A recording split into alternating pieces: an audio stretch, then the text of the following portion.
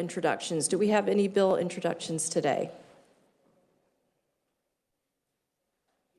Seeing none, we will move on to our informational briefings after our chair has an announcement to make via WebEx. Thank you, Madam Chair. Appreciate you filling in for me.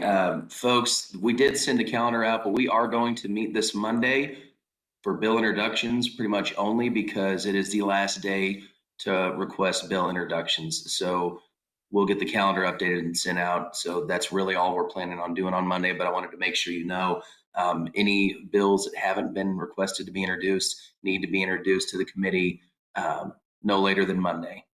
Thank you, Madam Chair.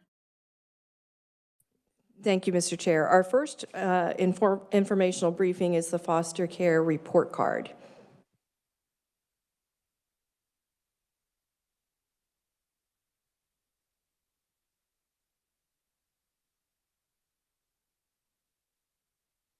Come on up, thank you.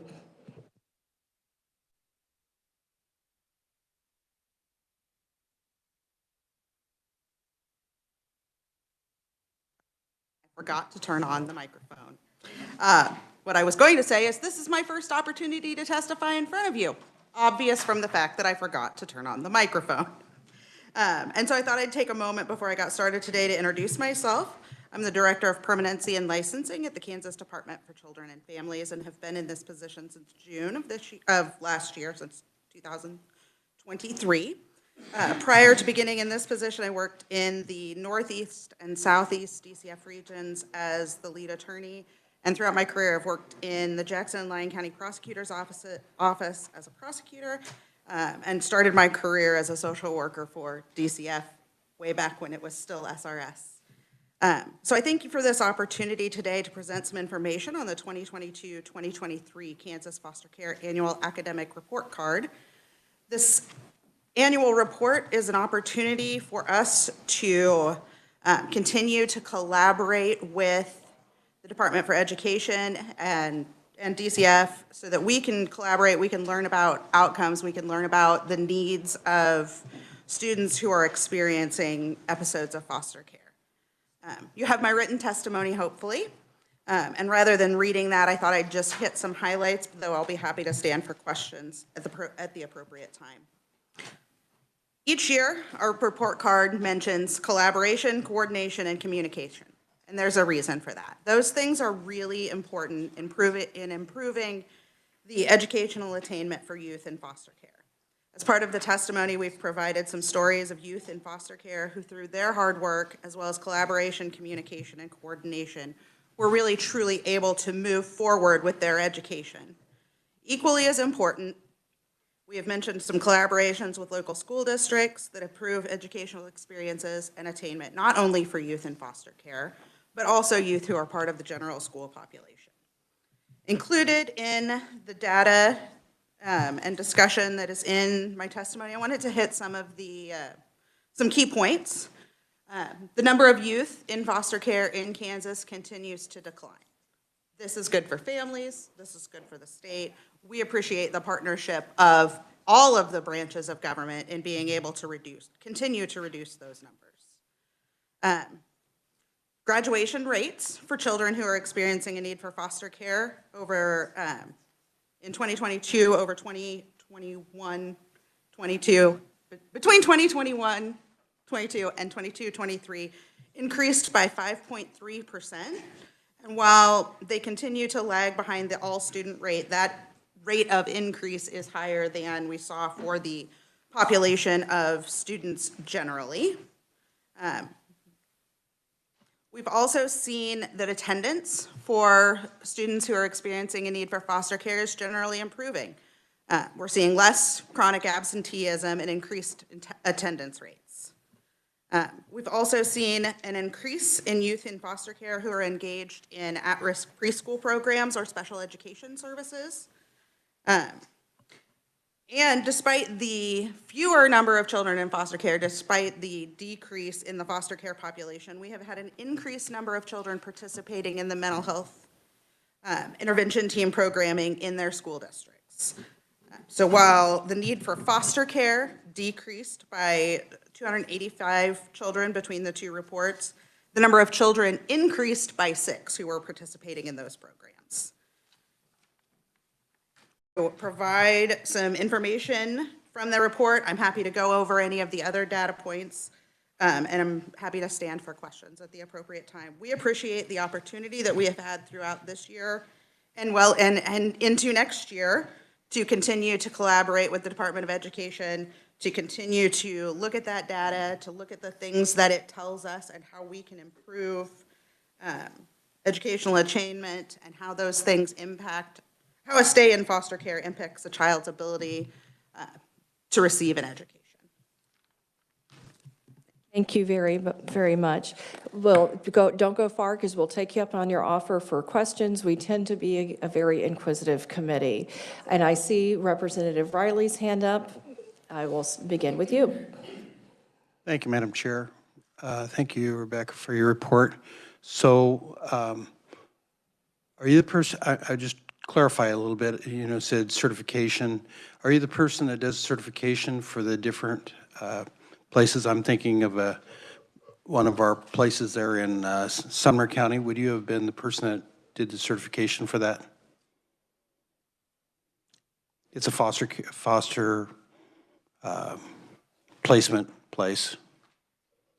So foster care licensing, 24-hour care for children in foster care does fall within my team of people, yes. Okay, so I would like to get on your agenda, please, to discuss one of those places in Sumner County. I'd be happy to talk to you about that. Thank you. Rebecca, perhaps you could bring your microphone down to your, thank you. Absolutely. Do we have further questions for our conferee? And Chip, do we have anyone online looking to ask questions? No, we're really that fast today? Okay, Rebecca, thank you so much. Since you have a little time, is there anything else that you wanted to go over with us or take advantage of being in front of us? No, ma'am, thank you, though. Okay, thank you so much. Appreciate your time to be here. Our second briefing today is Special Education and Title Services team with Doug Boline, who is the Assistant Director of the Kansas State Department of Education. According to my agenda, is Doug here? Doug, there you come on up. Since we are moving along so quickly, you're welcome to open with anything you'd like to say, and then we'll take questions. Did we catch you by surprise? Is my agenda incorrect? I deeply apologize. I'm just going by what I have in front of me. I think it's unfair to put you on the spot like that. If there's anything you would like to say, great. If not, we'll circle back and figure out why we have the wrong date down and not put you on the spot unprepared. So I am Doug Boline. I'm an assistant director on the Special Education and Title Services team. I also am the foster care point of contact for the state of Kansas under Title I. And so we were here to back up Rebecca in case any questions came up that concerned KSDE. And so I would be glad to answer questions, but I wasn't prepared to make a statement. Okay, thank you. That makes the agenda make a whole lot more sense. Is there anybody who has a question that they saved and reserved and would like to have that for Doug? Seeing none, we are done with our fastest committee hearing in all time, ever. There you go. This is the second time today I've been super fast, and the second time today I've had microphone issues. Well, thank you guys again. Per the chair's reminder of what the chair announced early, we will meet on Monday for bill introductions, and Jason has thought of a good question because he couldn't let me off the hook easy. Well, all these great people in the room, I just wondered, the two that were here, any pain points in your industry, things that you're dealing with that you feel like we should be more aware of, or just highlight some of the difficulties in serving students, whether that's special needs, whether that's foster care, just a general question to just give you an opportunity to share some of the things going on in your industry that you think we might need to be more aware of. I'll step up and answer the question as best I can. One of the things we discussed in the report was that we are seeing some data that isn't super helpful for kids regarding expulsions and regarding suspensions. And so we're doing some additional data tracking on that to see if we can determine if there are some trends to that information.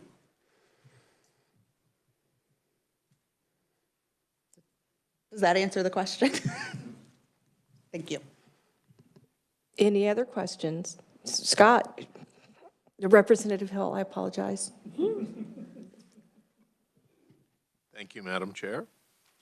Yeah, question, and I'm sorry, we're all kind of just act a little stunned here today. In my case, it's the Call Hall ice cream that I've been consuming. I think it's gone to my brain. But you talked about decreased numbers in foster care. Do you attribute that to an overall declining number of children in the state, or are we doing a better job of keeping kids in families? What exactly is causing that drop in numbers? So there's been some significant investment in prevention services, which keep kids from coming into foster care. We've had excellent collaborations with our community partners, our court partners, kind of all of those people who are involved in the child welfare system in really working hard to keep kids home when that can be safely done. Are we seeing a corresponding drop in child abuse cases and court cases like that? I don't have that information, and we're happy to follow up with that as much as we can. Some of that data may be OJA data that we may not have access to. Okay, thank you very much. Representative Haskins. Thank you, Madam Chair. Since we're taking the time to ask questions, and I have you up here, something that has struck me is this overall appears to be a positive report. The good things are happening. But then when I go out and talk to constituents, there is a concern that this system isn't working. And so I was wondering if you could help me maybe get a better understanding of where they might be coming from as far as the system not working. What complaints have you received? What opportunities are there to continue to improve? Those types of things. When you say this system, do you mean the cooperation between education and foster care? Maybe I need some clarification. Yeah, overall, the foster care system itself. What I've heard is that there are children that are not being necessarily taken care of, that they're ending up in well, I don't want to go into too much detail to call out the constituent, but basically there are opportunities to improve. And so I'm just wondering, what can I tell the constituent as far as if they don't agree that the foster care system is working as well? So I think there are always opportunities to improve. We are working hard to make improvements to the foster care system incrementally.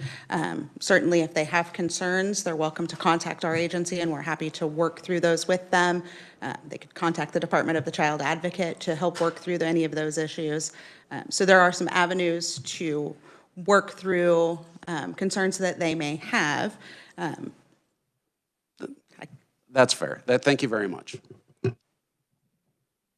Fantastic questions. And we've got time. Any more questions? Okay, seeing none. Madam Chair, I have a question. I apologize for jumping in here. Rebecca, thank you for being here. Thank you for the report. Can you touch on different groups that you may be working with your students as far as when they get into school, sort of? I know we have multiple groups like JAG-K, folks like that. Could you maybe discuss your relationship with some of those groups that can assist some of these foster kids as they make their way through the school year and through middle school and high school? So as much as I would love to stand here and give you a comprehensive list of those, Chair, I would fail.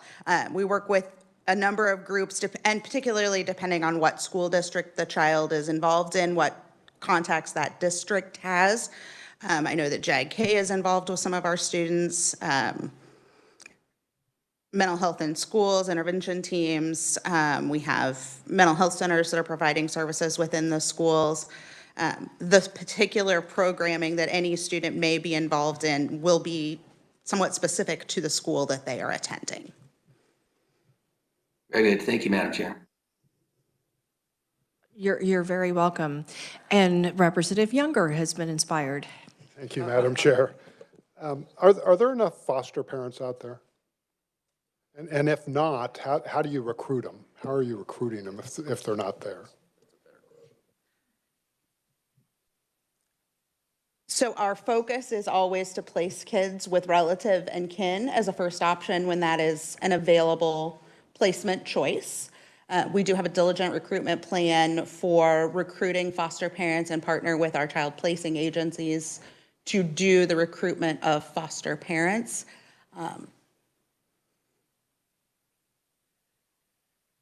To answer the question of whether or not there is enough foster parents, I think that's a really hard question to answer on any particular day,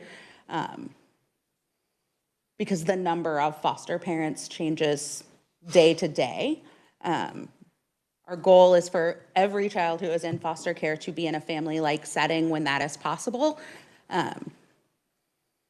and preferably with a relative or a kin placement. So we focus a lot on really connecting youth in foster care with those relative and kin placements when we can do that safely. So I hope none of my relatives are watching this, but I probably have some relatives that I wouldn't have wanted my kids to go with. And so how do you decide, oh yeah, I'll take them. How do you decide if that's a good place for them to go, for the kids to go? So during initial family meetings, we ask families about resources that they have, whether those are relatives or non-related kin. Discuss with them concerns they might have about any of the family members we might identify. And then we have a process either for licensing or for some children to be placed with relatives outside of the licensing process. But we do seek families' input in whether or not they have concerns about any particular relative. You're very welcome. Representative McNorton. Thank you, Madam Chair. So along that same process, does the family have any say in a foster parent situation?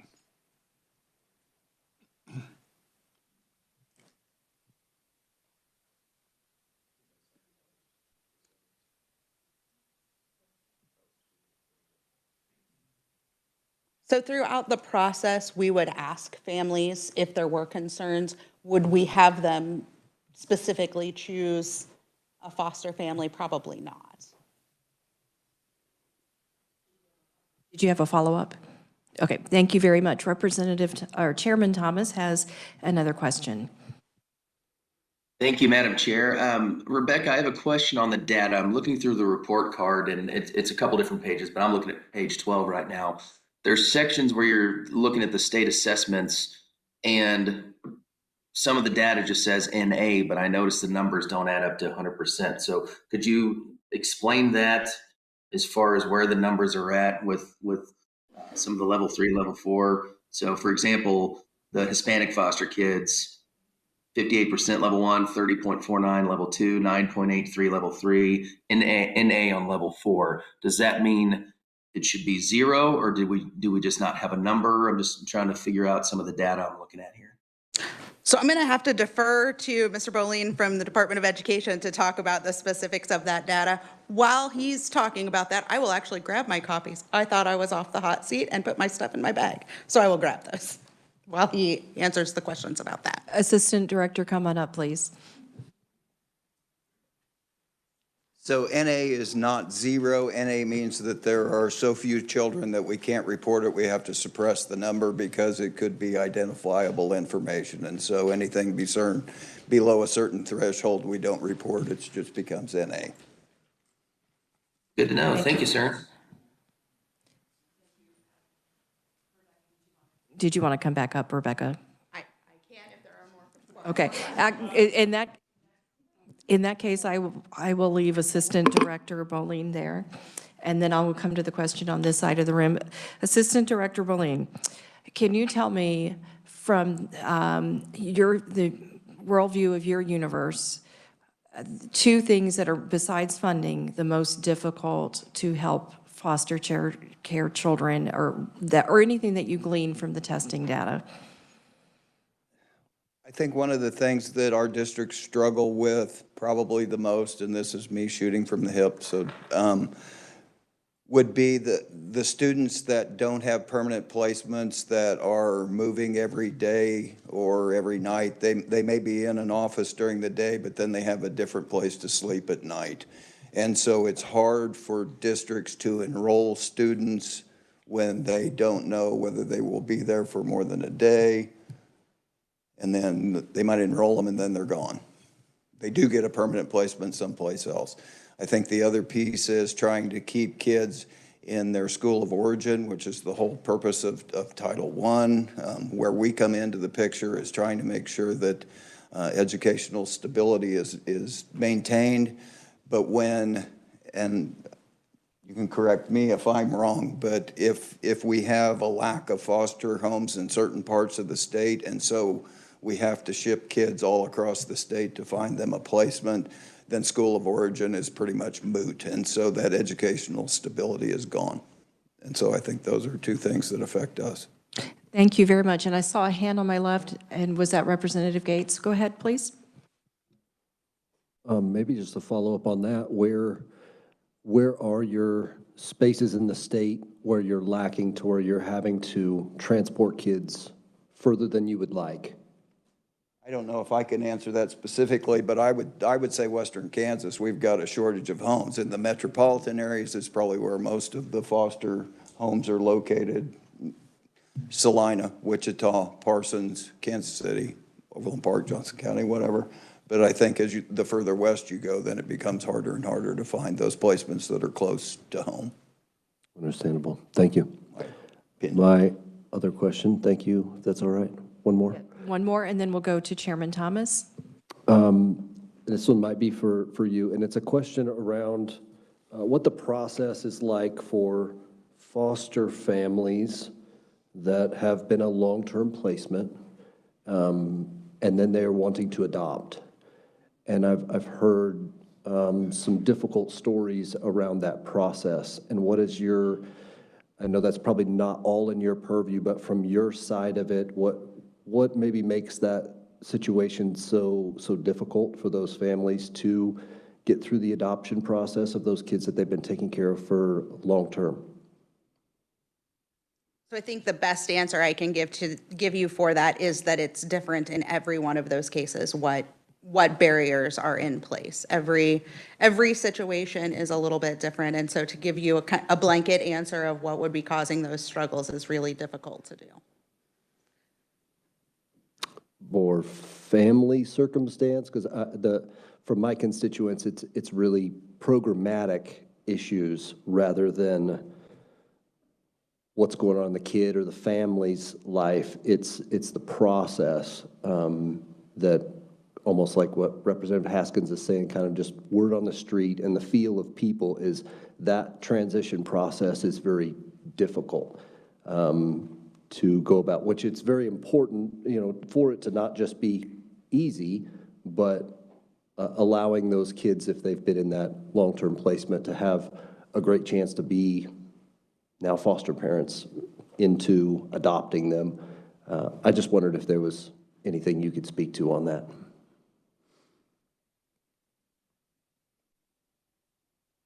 I think there are a number of things that, like I said, that can be barriers that are sometimes very specific. Without looking at a case, it's very difficult to pinpoint those things. It could be missing documentation, whether that's on our side or the court side, or the process of scheduling meetings. It's very difficult for me to give you kind of a list of barriers that would be applicable to any particular case. That we're happy to, if there are cases that are being brought to you, we're happy to look into those. Okay, appreciate that. Thank you, Madam Chair. You're very welcome. Great questions. We'll go back to WebEx for Chairman Thomas.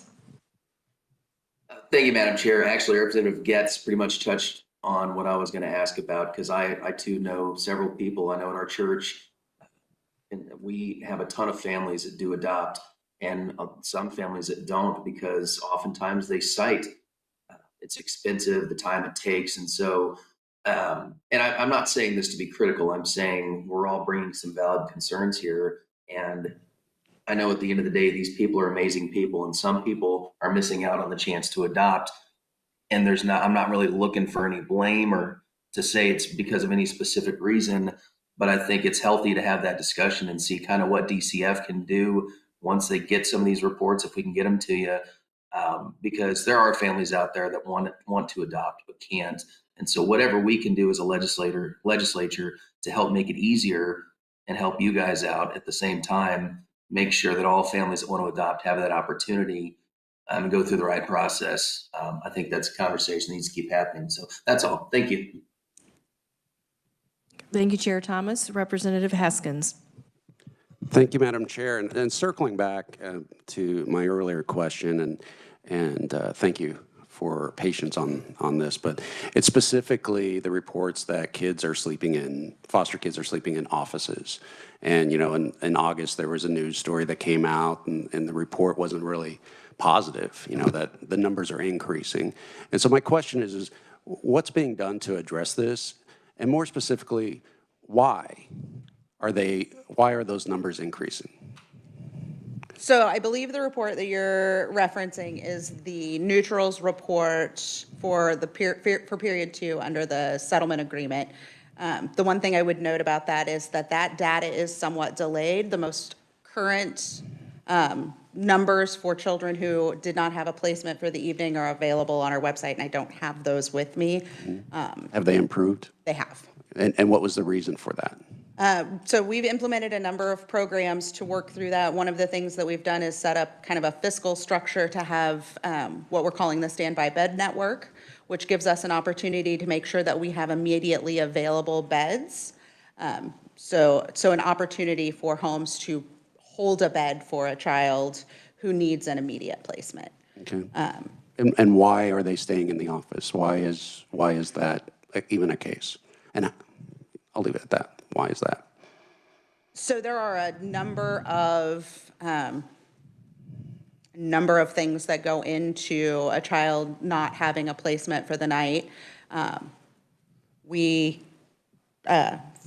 Foster parents are not forced to take any particular child. Some children do not want to go to the placement that is available, and we're doing everything we can to ensure that we are finding a placement for every child every night. And like I said, those numbers are available, and I don't have them with me, and I wish I had those for you. Last question, Madam Chair, please. And how long on average are children sleeping in the offices? I'd be happy to look into that and get back to you. I don't. That'd be know great. the number. Thank you. Thank you. If you would like to maybe get us those numbers on Monday, and then we can email them out to the committee, or if you get them sooner, that's certainly great, but I'll be checking back with you by Monday if I haven't heard from you. I do have Representative Thomas with another question, and then Representative Schmoy. Chair Thomas? No, Madam Chair, I forgot to lower my hand. I apologize. There's got to be one in every class. Fair. I'm just wondering, when we take a student and we do have to transfer from one school to another, what does that look like as far as when the child shows up to the new school? Is there anything that in education we could be doing better to better serve these kids that are just dropped into a placement that is unusual for them? Is there something on the school side that we need to be looking at as far as resources? So I think our partners in school buildings throughout the state are doing the absolute best that they can. I don't know that I can stand here today and give you a list of recommendations. I'm happy to check in with our educational coordinators and with our staff person who kind of works most closely with KSDE and see if there are kind of recommendations that they have, but I don't know those here today. Can I have one follow-up? Is there specialized training available for teachers and staff that are working with these kids? So I know that some of our partners extend their training to community partners, which would include teachers. Whether or not there is specific professional development for teachers either through KSDE or somewhere else, I would have to defer to KSDE. Thank you. That's an interesting question, and I've been trying to develop an understanding of what Kansas education majors are exposed to in special needs, and whether or not there's an angle for foster care particular is an interesting question, so thank you for the question. Do I have any more questions? One more. So poor Rebecca thinks that she's getting away, and we get one more. You've done a great job, though. Thank you, Thank you, Madam Representative Chair. Getz. I know I started something. I apologize. So there was there's just been reports and articles in the past, and I don't know how recent, but I just wanted to ask, because getting on this topic made me think of it. How many children are unaccounted for that are supposed to be in custody and they don't know where they are? Is there any of that still happening that you are aware of? Because I remember some of those reports in the past. So we have a special response team who tracks that information as far as children who are not in the placement where they are supposed to be.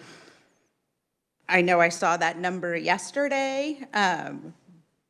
What was that number? I am racking my brain trying to remember exactly what I saw at the end of the business day yesterday. I believe it was around 60 children who are not in the placement that they're at. However, we can get that number for you for a certain number. Normally run away? What are the primary concerns around that? So some of those children are, well, I would say that the vast majority of those children have left placement on their own, so are what we would typically call a runaway. It's a lot of kids, but thanks for what you're doing. I know it's a hard job, but you're doing great. Thanks for answering our questions. Appreciate it. Representative Murphy. Yeah, I wasn't going to bring this up, but I do have a personal knowledge of one of these that we were just talking about, and this is not a reflection on you. It's sort of a contract deal, I think, but child went into placement at 14, and he ran away probably within about 4 months. He was caught probably 15 or 16 times. Once was when he was brought to the hospital with a fentanyl overdose, and every time they took him back to the group home, opened the door, he got out and walked away. So, I mean, there was no real effort to secure him either. As I said, he's 18 now, he's still alive. I do know that. Did you want to respond? I think the only thing I can say is that those types of situations are unfortunate. Foster children are not typically, with the exception of secure care placements, placed in facilities that are locked. So thank you very much. Do we have any further questions? And any online? And Chip, just for the official record of who is here today, we only have Chairman Thomas online? And I'm sorry? And you are. Okay, thank you very much. So, and I appreciate the last line of questioning, because I know it's hard what you guys do. People aren't always happy to see you, and I think about the recent tragedy here in Topeka, and it's that relationship that you guys have with families, and getting families being willing to work with you. I think we would have a young girl that would still be alive. And I know you guys are trying to work with the schools, and we're trying to catch everything that we can, but I think a lot of us are looking for ways that we can work together and do that better. So I very much appreciate the spirit for which you came here today to visit with us. And so Director Gerhardt, thank you.